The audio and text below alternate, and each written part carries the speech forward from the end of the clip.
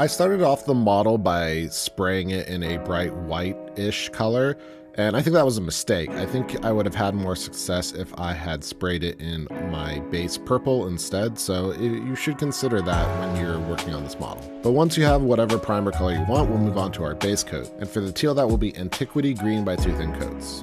We're going to be doing all the base coating at once, so start with whatever color you want. But make sure you have a strong, saturated layer by applying multiple coats. The black colors will be based with Tenebrous Gray by AK 3rd Gen.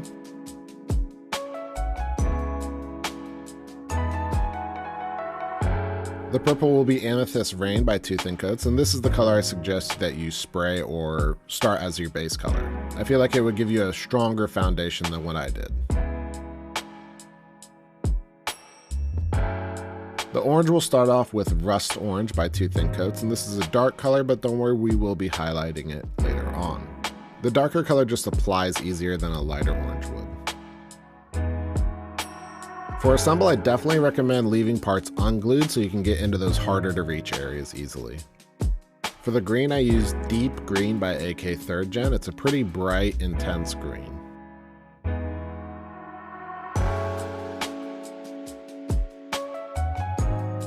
And for the purple-ish white, I used Enticing Purple by 2 Thin Coats.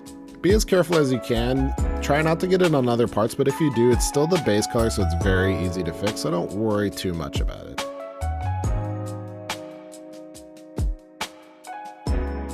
Once all of our base colors are down, we're going to move on to shading, and we're going to be using a lot of contrast for this. I decided the green is the hardest color to reach, so we're going to start with that. And for that, we're going to use Carangus Green.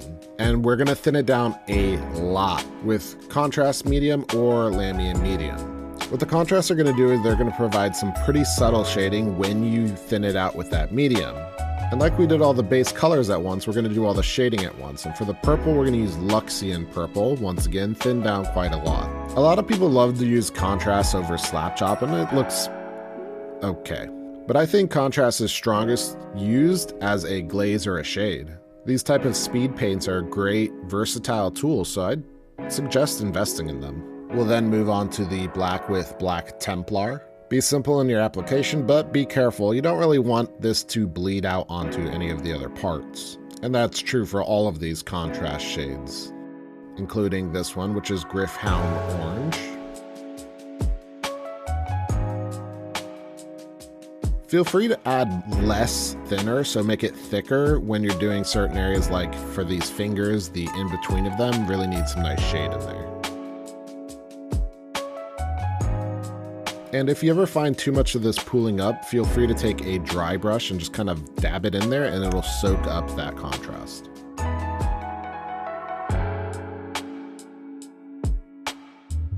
Pterodon Turquoise is the next contrast that is up, and it's a pretty strong one, so I'm a little bit more reserved with how much I'm applying.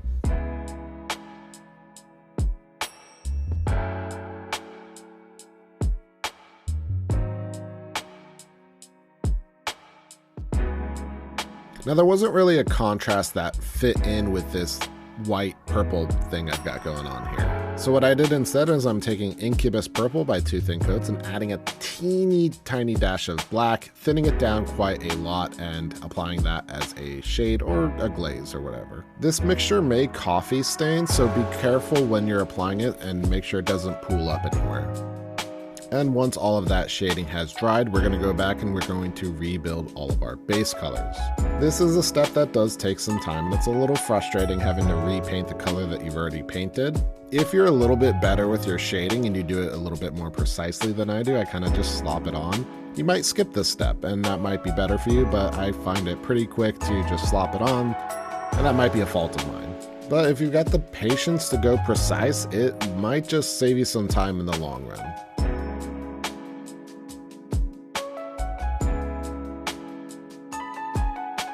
Rebuilding is done, and you might see some glossy artifacts left over by that contrast paint. When contrast pools, it can dry a little glossy, so this might happen. This issue is easily solved by spraying on your sealant of choice. What sealant does is it brings all the paints to a same level of glossiness. So I definitely suggest it. But let's move on to our highlights, and for our green, we're going to use Elixir Green by 2 Thin Coats. It is a very bright and noticeable green, so be careful with how much you are highlighting. And for this miniature in general, I think you don't need to highlight as much just because its paint scheme is so busy. So this paint job will feature a lot of one and done highlights, where I usually like to bring highlights up quite a lot, especially by mixing in ice yellow, which there is none in this color scheme. To start highlighting the purple, we're going to take our amethyst rain and mix in a little bit of sorcerer's cloak, also by 2 thin coats. If you don't have 2 thin coats, which I'm sure a lot of you do not, there is a paint conversion chart down in the description below.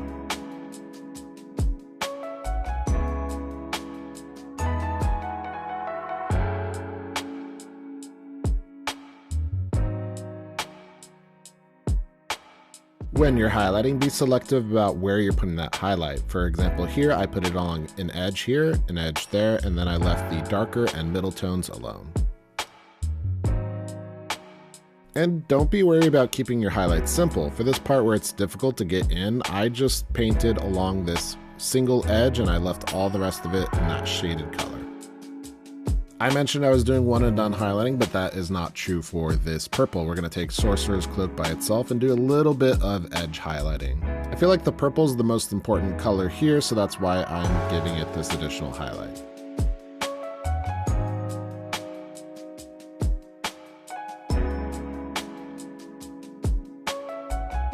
To highlight the teal, I'm taking Mythic Turquoise, also by 2 thin coats, and mixing in a little bit of our Antiquity Green in with it. If you do want to highlight further, feel free to just take that pure Mythic Turquoise and use that as a further edge highlight. We're going to highlight our orange with Fanatic Orange by 2 thin coats. Orange is also going to be one of those colors where we're going to want to highlight, so this one could be thick and prominent as a thick edge highlight. And we're doing that because our previous orange, the rust orange, is pretty dull, and we really want our orange to be vibrant, so we're doing 2 levels of highlights.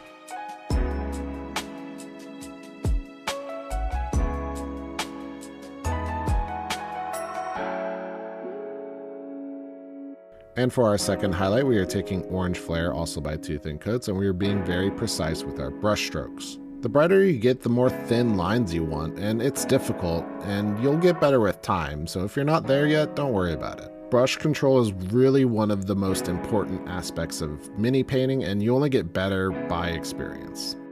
For the black, we're going to highlight with our Tenebrous Gray mixed with Wizard Gray by 2 thin coats, and a lot of these black areas don't have super defined edges, so you're going to have to create that with your highlights. You really want to draw the attention for this color on those spots where those harder edges should be.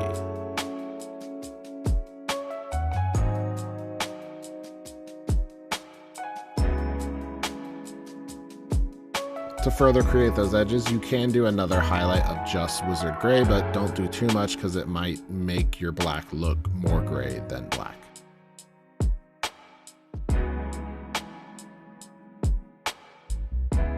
And to highlight our white purple color, we're taking Decadent Purple by 2 thin coats, and we are doing some nice thin lines. Just remember, the more you highlight, the more you detract from the other colors, so just be careful and think about how much you want the eyes of the viewer to look at where you're highlighting.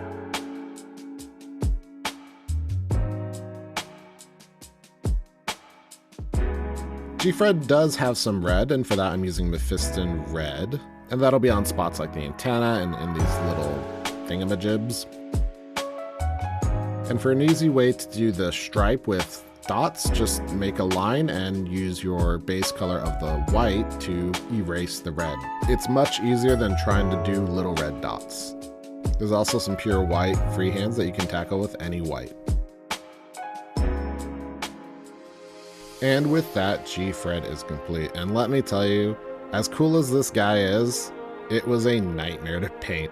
Base coating alone took me an entire day's worth of painting time, but I think the end result is pretty good, and it's not perfect, and I kind of rushed it because I do have a lot of painting to do for Adepticon, but sometimes putting a little less effort into a paint job is okay. I liked GQuuuuuux enough, but the GFreD doesn't super resonate with me as a design. I like the Anubis motif, but it looks so alien that it just doesn't register as a mobile suit to me. So my heart wasn't in it as much, and that's okay. You can have miniatures like that. Do what you can, but don't fret over it. Sometimes getting it done is enough, and maybe it'll grow on you as time goes on and you use it. But that is enough yapping. Like this video, subscribe to the channel, share it with your friends, check me out on social media, and I will catch you in the next one.